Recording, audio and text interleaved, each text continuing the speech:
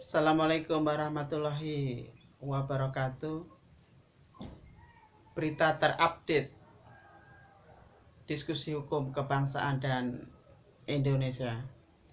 Salam buat rekan-rekan diskusi hukum di manapun berada. Semoga kebaikan, rahmat, dan ridho Allah Subhanahu wa Ta'ala beserta kita semua. Tidak terasa kalau kita sambil mencermati perkembangan global ataupun nasional, tidak terasa liga-liga sepak bola di dunia sudah mulai berakhir. Sebut saja kalau di Jerman, Munchen sudah bisa dipastikan juara. Kemudian bisa dikatakan Liverpool kemarin baru juga angkat trofi walaupun sudah dipastikan dalam pekan-pekan sebelumnya. Kalau di Italia hampir saja tadi malam Juventus juga sudah mengunci Scudetto, akan tetapi akhirnya kalah. Kemudian kalau kita berbicara di liga-liga lain, yang paling menyedihkan tentunya adalah Barcelona yang bisa dikatakan hampir saja menjuarai La Liga di Spanyol, akhirnya tergeser pula oleh tim rekan sahabat terbaiknya. Saya katakan selamat buat Madrid dan rekan-rekan semua karena sudah berhasil menjuarai La Liga musim ini.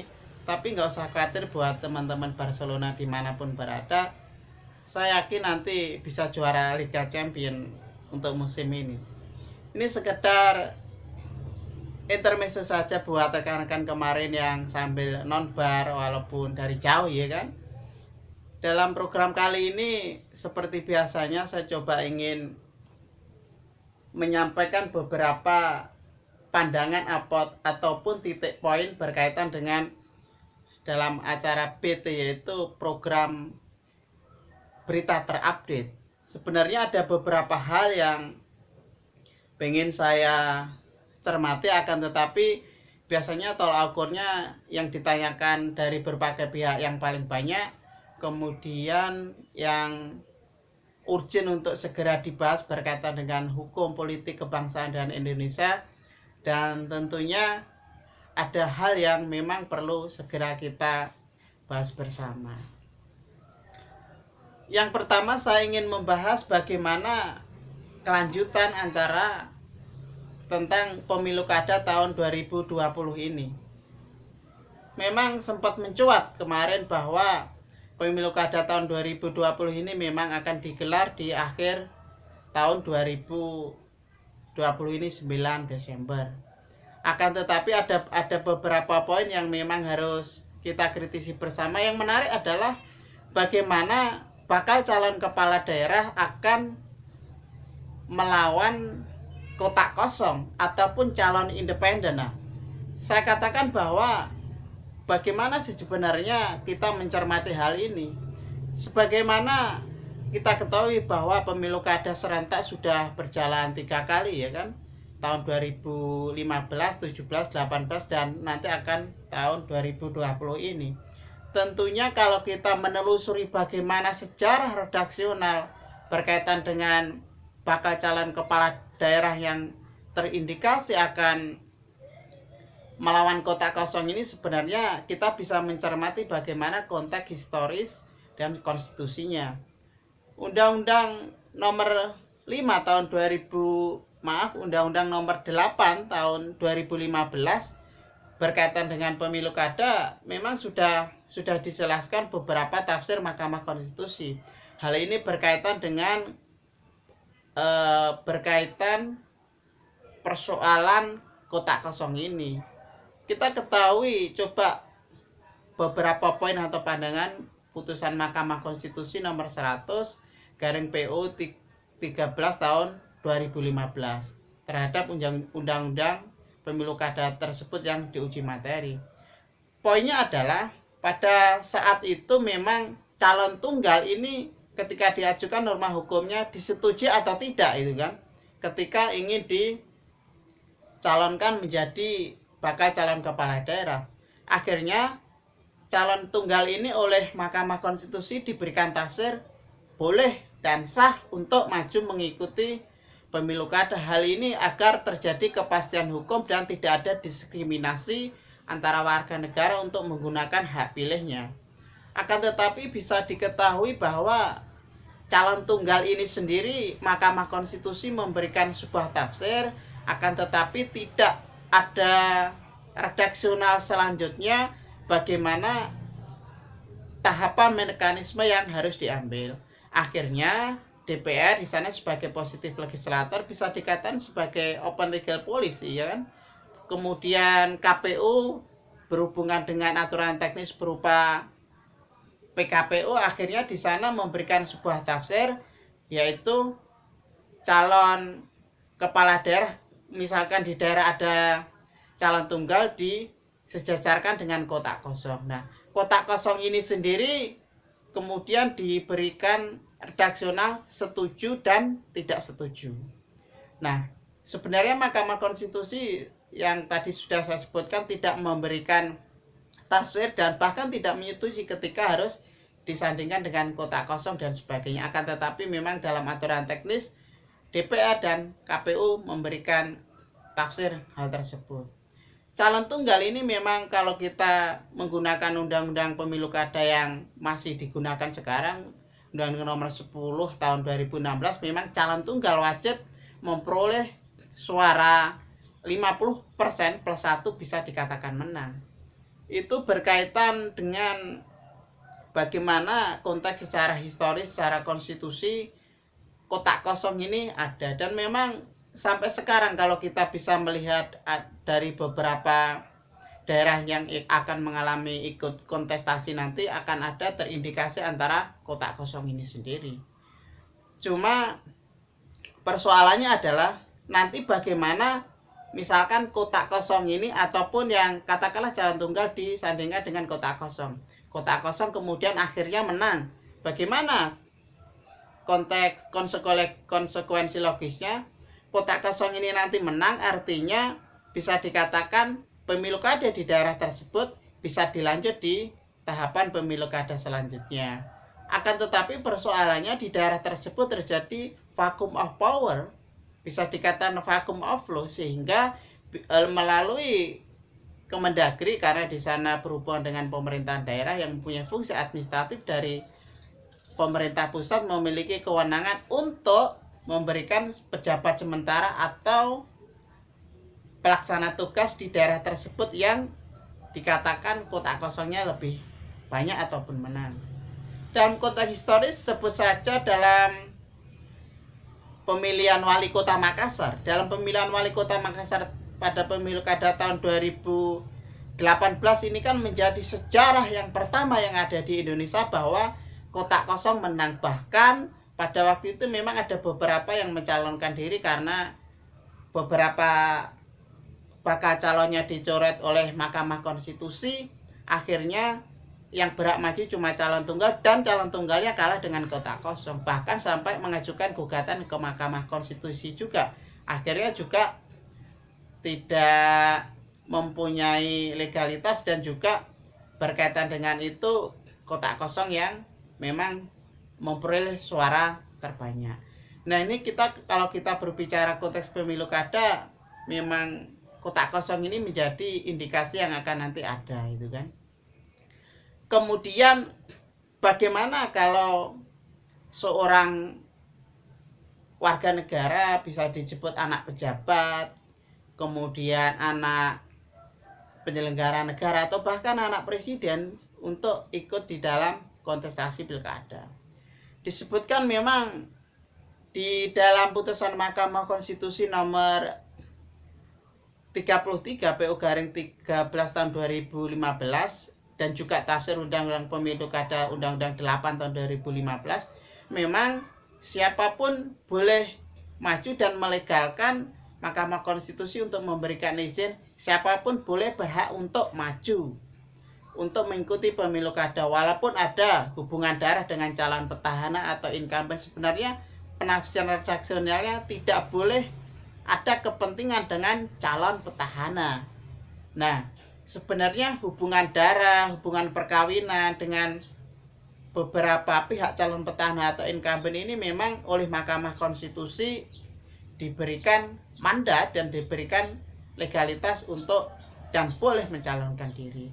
Cuma persoalannya dari sinilah memang terjadilah di sana embrio dinasti politik itu bisa terjadi.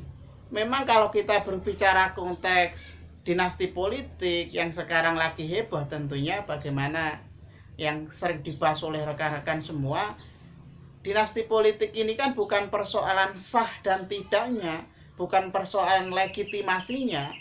Dalam pandangan saya bahwa persoalan legitimasi sah, clear, karena Mahkamah Konstitusi sudah memberikan izin di sana. Apalagi persoalan popularity, siapa yang nggak kenal anak pejabat, siapa yang nggak kenal anak bupati, gubernur, bahkan presiden, iya kan? Artinya dalam konteks legitimasi sah, dalam konteks popularity pasti. Akan tetapi ini kan persoalannya adalah persoalan capability. Capability ini mampu tidak bakal calon tersebut untuk memimpin sebuah kepala daerah di daerahnya, bisa tidak untuk menjadi leader. Karena yang namanya pemimpin itu kan tidak boleh coba-coba kemudian asal aji mumpung. Itu kan persoalan, kasihan bagaimana konteks nanti di pemerintahan daerah akan terjadi beberapa konflik ataupun bisa dikatakan nanti tidak berjalan efektif pemerintahan daerah ini sendiri. Nah, kemudian kalau kita merunut bagaimana fenomena yang akan ada indikasi bakal calon kepala daerah melawan kotak kosong ini sendiri, bahkan diiringi dengan di sana banyak sekali indikasi dinasti politik, pertanyaannya adalah bagaimana kaderisasi parpol itu sendiri. Bahwa fungsi partai politik kita ketahui bahwa ada komunikasi politik, pendidikan politik, salah satunya juga ada berhubungan dengan kaderisasi.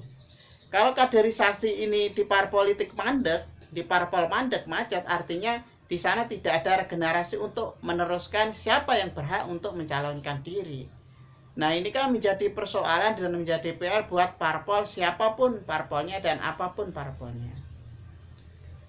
Lalu bagaimana dengan konteks calon independen? Calon independen ini kan memang adalah calon alternatif di daerah untuk dicalonkan. Memang mempunyai legalitas di sana, yaitu putra dan putri terbaik yang di daerah tersebut yang memang memiliki trust, memiliki capability, popularity, atau bahkan memiliki kemampuan yang cukup untuk memimpin daerah tersebut. Akan tetapi bahkan seorang bakal calon kepala daerah yang calon independen pun kadang juga didekati oleh parpol lain, diusung dalam kapasitas dia bukan seorang kader parpol, akan tetapi dalam kapasitas dia adalah seorang calon independen. Banyak sekali di daerah seperti ini. Nah,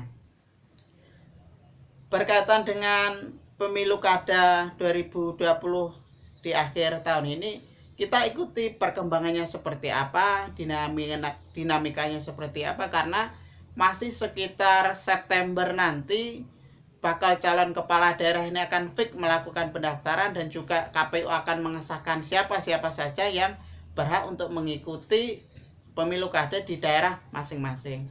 Kalaupun toh nanti harus ada calon tunggal di daerah tertentu melawan kota kosong, inilah yang menjadi PR dan menjadi vakum of demokrasi di negara kita dan menjadi tugas di dalam demokrasi itu sendiri. Kita lihat saja nanti perkembangan selanjutnya. Kemudian yang kedua, saya ingin membahas berkaitan dengan konteks ataupun kontroversi, polemik ataupun pergeseran posisi Badan Intelijen Negara sekarang di bawah Presiden. Sebagaimana ketahui beberapa waktu yang lalu melalui peraturan Presiden nomor 73 tahun 2020 yang menggantikan peraturan Presiden nomor 43 tahun 2015, tentunya di periode persatu kemarin, berhubungan dengan fungsi koordinatif Kemenko Polhukam sendiri. Artinya kalau periode yang dahulu itu adalah BIN masih di bawah koordinator Kemenko Polhukam, melalui Perpres 73 tahun 2020 yang sekarang, BIN sekarang langsung di bawah mandat presiden. Lalu bagaimanakah konsekuensi logisnya? Bagaimanakah plus minusnya? Berkaitan dengan ini tentunya ada plus minusnya. Plusnya adalah bagaimana dia satu pintu cuma ada sekarang di presiden, tidak melalui birokrasi Kemenko Polhukam, sehingga BIN itu bisa melaksanakan fungsi yang lebih efektif, bisa operasi senyap, operasi diam, sehingga memang fungsi Badan Intelijen Negara hal seperti itu. Kemudian tidak bisa dipungkiri bagaimana kritikan saya tentunya Badan Intelijen Negara ini kan dia ketika di bawah presiden, saya katakan bahwa presiden ini bukan jabatan independen ataupun bisa dikatakan negarawan, karena presiden ini adalah jabatan politik. Tidak ada jaminan, tidak ada konflik of interest, tidak ada garansi ketika tidak ada kepentingan. Sehingga memang plus minusnya ini memang harus menjadi polemik, bisa dikatakan juga menjadi sebuah stimulus bagi BIN khususnya untuk lebih mengefektifkan alat-alat negara itu sendiri. Dan tentunya saya berharap presiden walaupun di sana memiliki koalisi pimpinan parpol dapat dan mampu untuk menjalankan fungsi-fungsi negara sebagaimana mestinya. Kemudian yang ketiga, saya coba ingin membahas berkaitan dengan kemarin baru saja tentunya kita ketahui bahwa pandemi virus corona ini memang sampai sekarang belum selesai total, masih ada beberapa kebijakan yang perlu kita kritisi, terjadi pergeseran dan sebagainya. Sebagaimana kita ketahui bahwa kemarin baru saja dikeluarkan peraturan presiden nomor 82 tahun 2020, tepatnya 20 Juli 2020 kemarin, berkaitan dengan Komite Penanganan COVID 2019 dan bagaimana pemulihan ekonomi nasional. Pertanyaannya adalah, ini kan peraturan presiden ini mempunyai dua norma hukum di sana, yaitu berkaitan dengan kesehatan atau berkaitan dengan ekonomi itu sendiri. Saya sangat miris sekali sebenarnya ketika dalam beberapa media ataupun beberapa pemberitaan bahwa gugus COVID dibubarkan, kemudian satuan tugas beralih fungsi. Ini memang jangan sampai pemberitaan yang tidak benar sebelum membaca peraturan presiden ini akan menyesatkan masyarakat dan bahkan membuat publik bingung, karena sekarang kan pandemi ini memang belum berakhir total gitu kan. Kita ketahui bahwa memang kepres daruratan kesehatan itu juga belum selesai, artinya kita bisa mencermati di sana. Perpres tersebut yang ditandatangani oleh presiden mengindikasikan bahwa gugus COVID masih tetap berjalan, akan tetapi memang fungsinya untuk bagaimana berkaitan dengan fungsi pemulihan kesehatan itu sendiri. Kemudian bagaimana pemulihan ekonomi? Pemulihan ekonomi ini kan memang tetap berada di bawah Kemenko Perekonomian, kemudian ada ketua, bahkan ketua hariannya adalah Menteri BUMN itu sendiri untuk pemulihan ekonomi secara nasional. Nah, pertanyaannya adalah bagaimana ketika di dalam satu perpres terdapat dua norma hukum, kemudian nanti bersinergi untuk berjalan bersama ataupun bersinergi. Saya rasa kalau kita merunut bahwa gugus COVID ini masih berlaku di kepala daerah masing-masing menjadi ketua gugus COVID-nya, kemudian menteri-menteri terkait, saya berharap tidak terjadi overlapping di sana, tidak terjadi tumpang tindih tugas dan wewenang di sana, sehingga memang fungsi-fungsi kebijakan ini dapat berjalan dengan baik, apalagi memang pandemi ini belum berakhir. Nah, kemudian kalau kita mencermati dalam beberapa norma hukum atau isi perpres tersebut, kita menyinggung, kemarin saya juga sudah menyebut beberapa ketika presiden ingin membubarkan sebuah lembaga sebagainya. Yang ingin saya tanyakan, apakah tolak ukur ketika presiden membubarkan sebuah lembaga?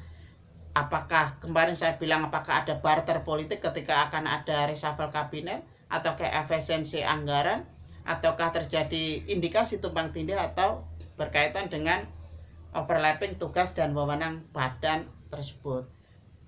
Ternyata presiden memilih bagaimana mengefisiensikan anggaran. Sebagaimana kita ketahui bahwa ada 18, istilahnya ada tim, satuan tugas, lembaga ataupun komite di pasal 19 Perpres tersebut presiden membubarkan. Artinya pembubaran tersebut konsekuensi logisnya seperti apa? Kalau dia berkaitan dengan secara kelembagaan, yang namanya sebuah lembaga dibentuk awalnya itu kan dia mempunyai fungsi dan tugas tertentu untuk difokuskan dalam hal apa itu kan. Sebagai contoh, Badan Koordinasi berkaitan dengan perikanan, pertanian atau kelautan itu kan. Artinya badan koordinasi di sini setelah dibubarkan, fungsinya kan kemarin untuk memfokuskan 3 bidang tersebut. Artinya sekarang bisa dipindah ke Kementerian KKP, kemudian pertanian ataupun kehutanan. Ini sebagai contoh. Kemudian contoh lain disebut saja adalah yang namanya sebuah tim rehabilitasi ataupun restrukturisasi PT PLN. Sekarang juga sudah dibubarkan bersamaan dari 18 lembaga tersebut. Artinya sekarang fungsinya dialihkan tentunya ke BUMN yang berhubungan dengan PT PLN tersebut. Persoalan pembubaran ini kan dia persoalan personnya di dalamnya, artinya statusnya PNS, nanti tanggung jawab negara seperti apa. Apakah dia non PNS seolah-olah nanti kena PHK massal dari pemerintah, ini harus dipertanggungjawabkan juga. Tetapi titik poinnya kalau bagi saya adalah bagaimana fungsi-fungsi alat-alat negara ketika 18 lembaga ini dibubarkan, efektivitas ataupun overlapping dengan kelembagaan lain ini tidak terjadi lagi dan fungsi-fungsi di sana dapat berjalan dengan baik. Sekali lagi melalui Perpres 82 tahun 2020 saya berharapkan 2 dimensi kesehatan kemudian ekonomi ini dapat berjalan dengan baik tanpa ada overlapping dan tumpang tindih, karena memang mau nggak mau yang diprioritaskan ataukah kesehatan masyarakat ataukah pemulihan ekonomi secara nasional, mengingat pandemi virus corona ini juga belum selesai total sampai sekarang. Ini harus kita kaji bersama tentunya. Demikian yang sudah bisa saya sampaikan berkait dengan 3 hal dalam berita terupdate yang sering ditanyakan oleh rekan-rekan. Beda jangan ngampekan, beda jangan baperan. Berbeda karena kita saudara, berbeda karena kita Indonesia. Kita sama-sama belajar bareng, mudah-mudahan bermanfaat. Wassalamualaikum warahmatullahi wabarakatuh.